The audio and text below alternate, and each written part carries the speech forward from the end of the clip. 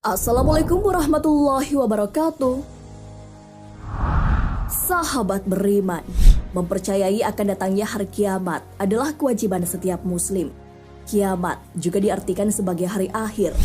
Ini mengisyaratkan bahwa kiamat berkaitan erat dengan akhir dari segala kehidupan makhluk hidup di muka bumi. Demikian pula bumi akan hancur. Lantas, untuk apa bumi diciptakan? Bagaimana keadaan bumi saat hari kiamat? Benarkah ada pengganti bumi setelah kiamat? Tonton video ini hingga akhir agar tidak sesat. Untuk apa Allah menciptakan bumi? Bumi menjadi tempat makhluk hidup ciptaan Allah Subhanahu wa Ta'ala berpijak.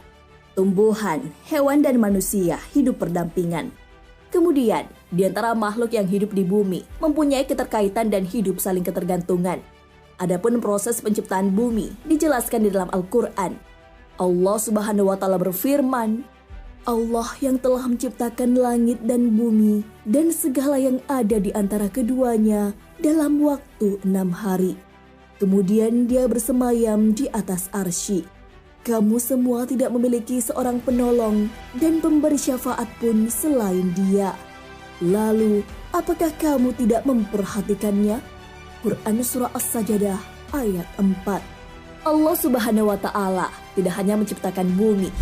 Dengan kuasanya, Allah menutup malam kepada siang. Apa yang ada di bumi diciptakan untuk dikelola manusia. Semua itu untuk memenuhi kebutuhan hidup manusia. Allah Subhanahu wa Ta'ala berfirman, Dialah yang menciptakan segala yang ada di bumi untukmu. Quran Surah Al-Baqarah ayat 29.